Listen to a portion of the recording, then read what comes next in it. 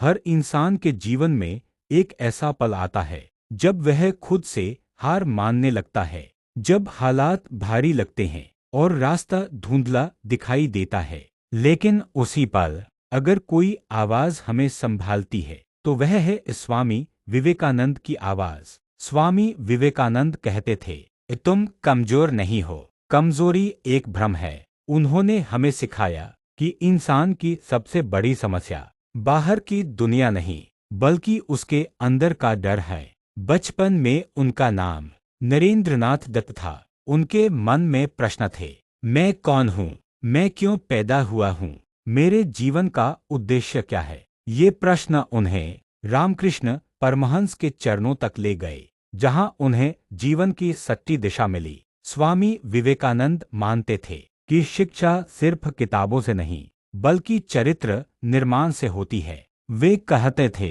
ऐसी शिक्षा दो जो आत्मविश्वास पैदा करे। जब वे शिकागो की धर्म सभा में खड़े हुए और बोले, मेरे अमेरिकी भाइयों और बहनों, तो पूरा सभागार खड़ा होकर तालियां बजाने लगा। उस एक पल ने पूरी दुनिया को दिखा दिया कि भारत सिर्फ भूगोल नहीं बल्कि आध्यात्मिक शक्ति है। 1893 में जब वे शिकागो की धर्म सभा में खड़े हुए और बोले, मेरे अमेरिकी भाइयों और बहनों, तो पूरा सभागार खड़ा होकर तालियां बजाने लगा। उस एक पल ने पूरी दुनिया को दिखा दिया कि भारत सिर्फ भूगोल नहीं बल्कि आध्यात्मिक शक्ति है। स्वामी विवेकानंद युवाओं से कहते थे, डरो मत, संघर्ष से भागो मत, क्योंकि संघर्ष ही तुम्हें मजबूत बनाता है। वे कहते थे, एक विचार लो, उसी विचार को अपना जीवन बना लो।